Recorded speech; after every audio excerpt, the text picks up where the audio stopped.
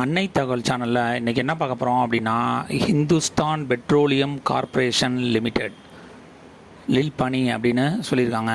Employment type என்ன அப்படின்னா regular basis அப்படின்னு சொல்லியிருக்காங்க. மொத்தம் எத்தனை போஸ்டிங் கால்ஃபர் பண்ணியிருக்காங்க அப்படின்னா 63 போஸ்டிங்க்கு கால்ஃபர் பண்ணியிருக்காங்க.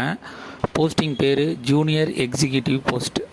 பிளேஸ் ஆஃப் போஸ்டிங் எங்கே அப்படின்னா ஆல் ஓவர் இந்தியா அப்படின்னு சொல்லியிருக்காங்க.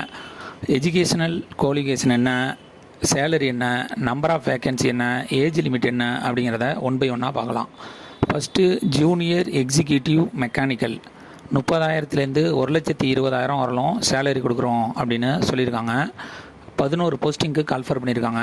Number of vacancy 11 vacancy call for பண்ணியிருக்காங்க. வயது வரம்பு 25, அதிகபட்சம் 25 வயசு இருக்கிறவங்க இதுக்கு விண்ணப்பிக்கலாம் அப்படின்னு சொல்லியிருக்காங்க.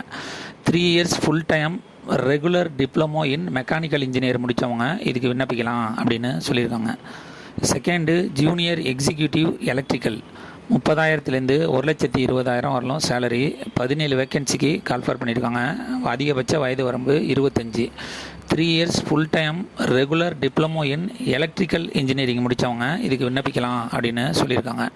தேர்டு ஜூனியர் எக்ஸிக்யூட்டிவ் இன்ஸ்ட்ருமெண்டேஷன் 30,000லேருந்து 1,20,000 வரலும் சேலரி அப்படின்னு சொல்லியிருக்காங்க.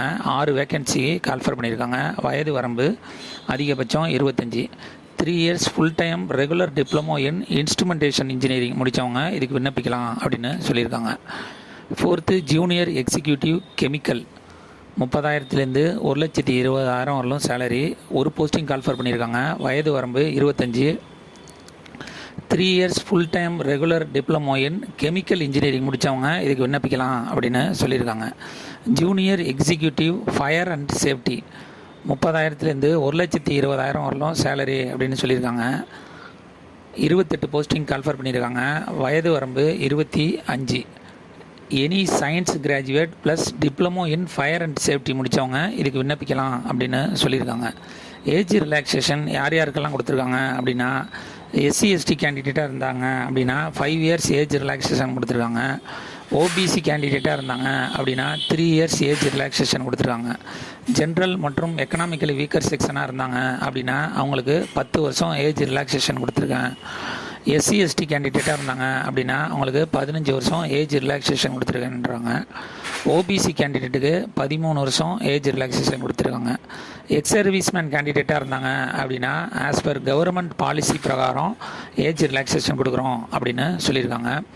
மெத்தட் ஆஃப் செலெக்ஷன் எப்படி தேர்ந்தெடுக்கிறாங்க அப்படின்னா கம்ப்யூட்டர் பேஸ்டு டெஸ்ட்டு ஃபஸ்ட்டு வைக்கிறாங்க. அதுக்கு அடுத்தது group discussion and group task skill test வைப்போம் அப்படின்னு சொல்லியிருக்காங்க. இதில் செலக்ட் ஆகிறவங்களுக்கு personal interview and pre employment medical examination physical fitness efficient test வைப்போம் அப்படின்னு சொல்லியிருக்காங்க. இந்த எக்ஸாமுக்கு ஆன்லைன் மூலியமாக மட்டும்தான் விண்ணப்பிக்க முடியும். எஸ்டி எஸ்சி ஃபிசிக்கலி சேலஞ்சர் கேண்டிடேட்டுக்கு ஆன்லைன் எக்ஸாமினேஷன் ஃபீஸுங்கிறது கிடையாது. அதர் கேண்டிடேட்டாக இருந்தாங்க அப்படின்னா அவங்களுக்கு ஆன்லைன் எக்ஸாமினேஷன் ஃபீஸு 1,180 அப்படின்னு சொல்லியிருக்காங்க.